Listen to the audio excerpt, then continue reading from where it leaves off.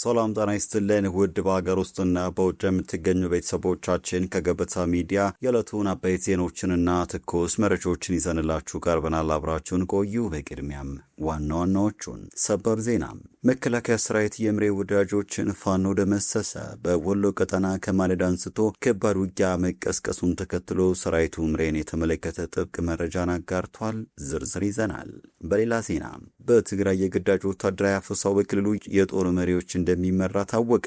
በትግራይ ባለፉት 2 ሳምንታት እየተፈጸመ ያለው የግዳጅ ወታደራዊ አፈሳ በዋናነት በክልሉ ጀነራሎች እንደሚመራ ታውቋል። ህወሓት የዚህ ድርጊት ተባባሪ ነው ተብሏል። የሰብአዊ መብት ድርጅቱ ይህንን የግዳጅ ወታደራዊ አፈሳ የጦር ወንጀል ሲል ፈርጆታል። የፖለቲካ ፓርቲዎችና ታዋቂ ትግራውያንም ህገወጥ አፈሳና አፈናውን እየተቃወሙ ናቸው። ሰፋ ያለ መረጃም ይዘናል።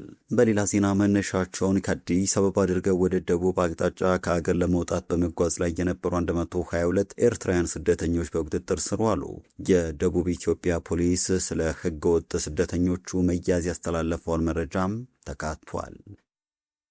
ቻናሉን ሰብስክራይብ፣ ቪዲዮ ላይክ በማድረግ እስከ ፍጻሜው አብራችሁ እንድትቆዩም በአክብሮት እንጠይቃለን። ወደ ቀዳሚ ጉዳያችን እናልፋለን። መከላከያ ሰራዊት የምሬ ወዳጆን ፋኖ ደመሰሰ። መከላከያ ሰራዊት ስለ ምሬ ወዳጆ አነጋጋሪ መረጃ ይፋ አድርጓል። በወሎ ቀጠና ከማለዳ አንስቶ ከባድ ውጊያ መቀስቀሱን ተከትሎ ሰራዊቱ ምሬን የተመለከተ ጥብቅ መረጃ አጋርቷል። ምሬ የሚመራውን ጦር እንደ ቅጠል አረገፍኩት ብለዋል። በተጨማሪ መከላከያ ምርጫውን ለማደናቀፍ ሲንቀሳቀሱ ነበር ያላቸውን የፋኖ ታጣቂዎች ላይ ከባድ እርምጃ መውሰዱን ገልጧል። የመከላከያ ሰራዊት ትናንት ግንቦት 20 ቀን 2018 ከንጋቱ 12 ሰዓት ጀምሮ ወሰድኩት ባለ የተቀናጀ የማጽዳት እርምጃ የቡድን አባላት እንደ ቅጠል አረገፍኩት ሲል አስታውቋል። በቦረና መካነ ሰላም ከተማ አቅራቢያ ሶዬ በተባለ ስፍራ የተካሄደው የኦፕሬሽን ታጣቂዎች የባንክ ተቋማትን ለመዝረፍና በመጪው ሰኞ የሚካሄደውን ሀገራዊ ምርጫ ለማደናቀፍ ሲንቀሳቀሱ እንደነበረ የሰራዊቱ መግለጫ አመላክቷል።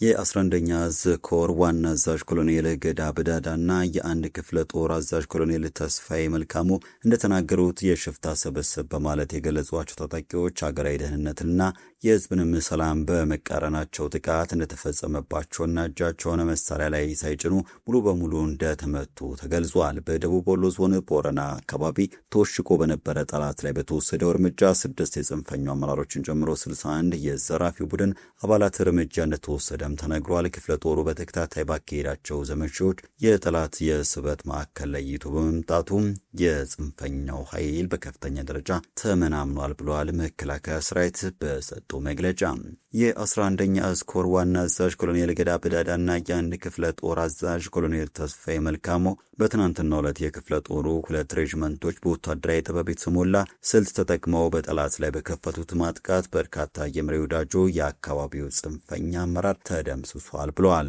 ሰራዊቱ ጽንፈኛውን በገባበት ገብቶ የማጥቃት ተልዕኮ አንግቦ ባካሄደው ዘመቻ 85 የጠላት ኃይል ሲቆስል 23 መሳሪያዎችን ጥለው ለመፈርጠጥ ተገደዋል ሲሉ ኮሎኔል ገዳ ተናግረዋል። ሰራዊቱ የወሎ ህዝብ የደረሰበትን ሰላም ለመመለስ በሚደረገው ኦፕሬሽን የአማራ የጸጥታ ኃይሎችና ህብረተሰቡ የነበራቸው ሚና የህግ ማስከበሩ ተልዕኮ ውጤታማ እንዲሆን አስችሎታል።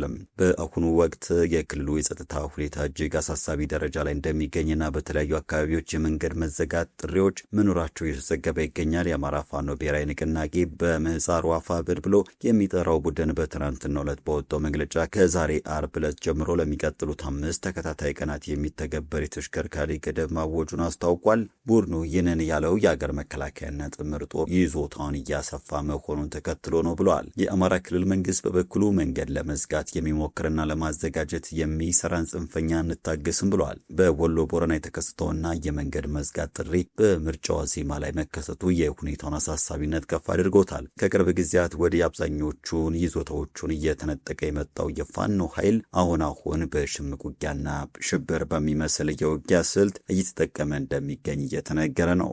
በቀጣይ መረጃችን በትግራይ የግዳጅ ወታደራዊ አፈሳው በክልሉ የጦር መሪዎች እንደሚመራ ታወቀ። በትግራይ ባለፉት 2 ሳምንታት የተፈጸመ ያለው የግዳጅ ወታደራዊ አፈሳ በዋናነት በክልሉ ጀነራሎች እንደሚመራ ታውቋል። ህወሓት የዚህ ድርጊት ተባባሪም ነው ተብሏል። የሰብአዊ መብት ድርጅቱ ይህንን የግዳጅ ወታደራዊ አፈሳ የጦር ወንጀል ሲል ፈርጆታል። ቅድሚያ ለሰብአዊ መብቶች ኢትዮጵያ የተባለው ሀገር በቀል የሲቪክ ድርጅት ለጀርመን ድምጽ በሰጠው ቃል በክልሉ መጠነ ሰፊ የግዳጅ አፈሳ እየተደረገ መሆኑን አረጋግጧል። ገልጿል። ይህንን ድርጊት የሚፈጽሙት በክልሉ ያሉ የጦር መሪዎችና ህወሓት መሆናቸውን የገለጸው የመብት ድርጅቱ በጉዳዩ ላይ እያደረገ ያለውን የምርመራ ውጤት በቅርቡ ይፋ እንደሚያደርግም ጠቁሟል።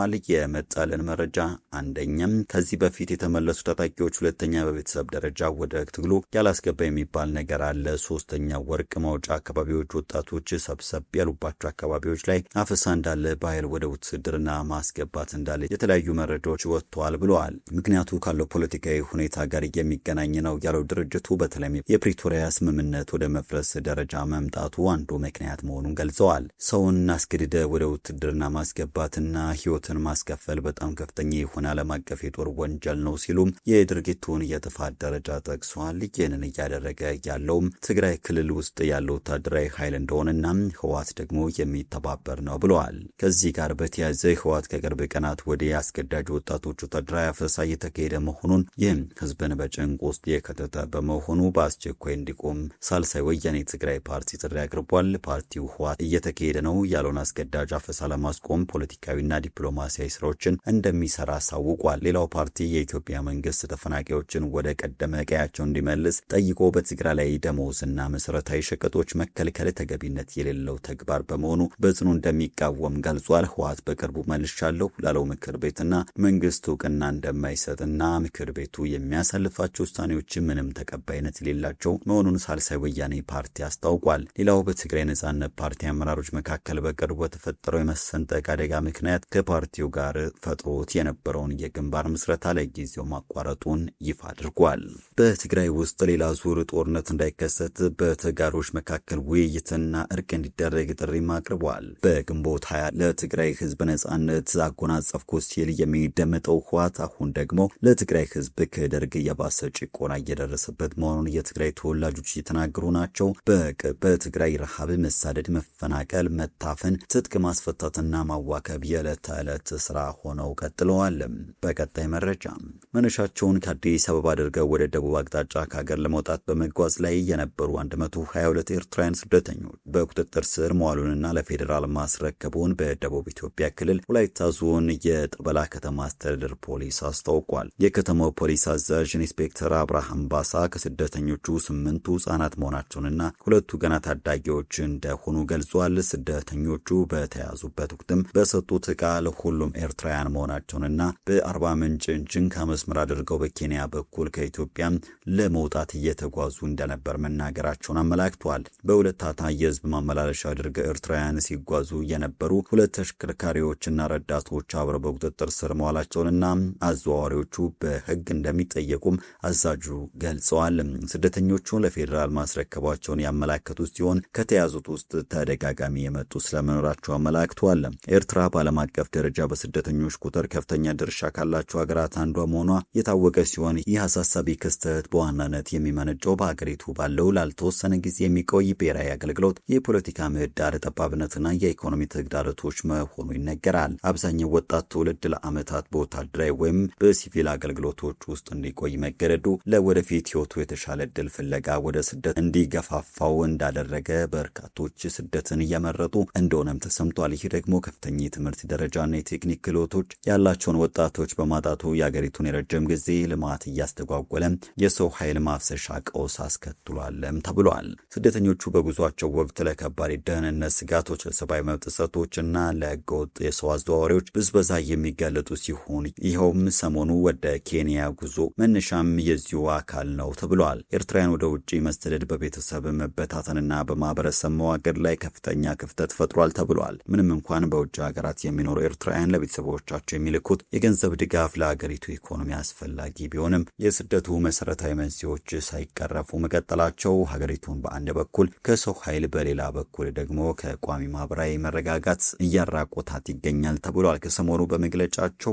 ኢትዮጵያን ሲያብጠለጥሉ የነበሩት የኤርትራው ሰው ኢሳያስ አፈወርቂም ቢሆን ባለፉት 35 ዓመታት ሀገር ገንጥለውና ረጅሙን የባህር ጠረፍ ይዘው ሀገሬውን መመገብ አቅቷቸዋል ሲሉ በርካቶች እየተናገሩ ናቸው። ውድ ተመልካቾቻችን ለዛሬ ያዘጋጀንላቸው ዜናዎች እነዚህ ነበሩ። ገበታ ሚዲያን ሰብስክራይብ በማድረግ ቤተሰብ ይሁኑ። ጤና ይስጥልን።